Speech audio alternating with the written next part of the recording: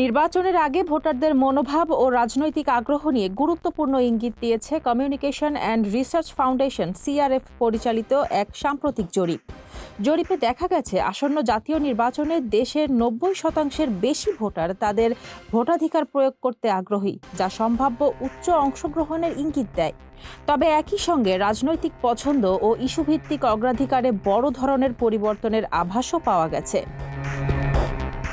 বুধবার রাজধানীর জাতীয় প্রেস ক্লাবে প্রকাশিত uncovering the public pulse a nationwide survey শীর্ষক গবেষণা প্রতিবেদনে এসব তথ্য তুলে ধরা হয়।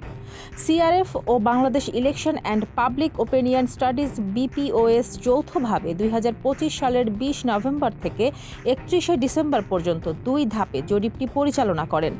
এতে দেশের ১৮০টি সংসদীয় আসনের ১১,০৩৮ জন ভোটার অংশ নেন। জরিপ অনুযায়ী ভোট দিতে আগ্রহী ভোটারদের পাশাপাশি প্রায় ৮% ভোটার এখনও সিদ্ধান্তহীন। ভোটারদের ১/৩ বেশি প্রায় ৩২% দল ও প্রার্থী উভয় বিষয় বিবেচনায় নেওয়ার কথা বলেছেন, আর ৩০.২% গুরুত্ব দিচ্ছেন প্রার্থীর ব্যক্তিগত যোগ্যতাকে। ইস্যুভিত্তিক অগ্রাধিকারে ধর্মীয় প্রসঙ্গের তুলনায় সুশাসন ও অর্থনৈতিক চাপকে বেশি গুরুত্ব দিচ্ছেন ভোটাররা। ৬৭.৩% ভোটারের কাছে দুর্নীতি আগামী নির্বাচনের প্রধান ইস্যু। এরপর রয়েছে দ্রব্যমূল্যের ঊর্ধ্বগতি ৬৩%, উন্নয়ন ৫৫.৪% ও নিরাপত্তা ৫১%। ধর্মীয় ইস্যুকে গুরুত্ব দিয়েছেন তুলনামূলকভাবে কম সংখ্যক ভোটার, প্রায় ৩৫.৯%।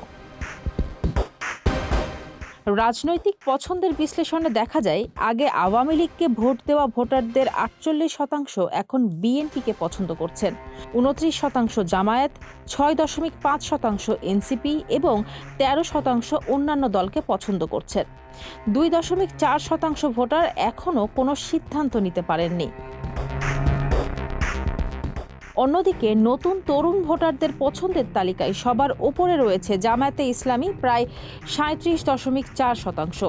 এরপরই রয়েছে বিএনপি প্রায় ২৭% ও এনসিপি ১৭%। ১৮.৬% তরুণ ভোটার এখনও সিদ্ধান্তহীনতায় রয়েছেন। তবে ভোটারদের আশঙ্কাও রয়েছে।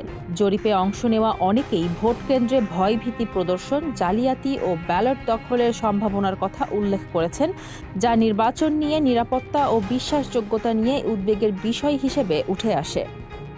ফারজানা হাসিন, মানবকণ্ঠ।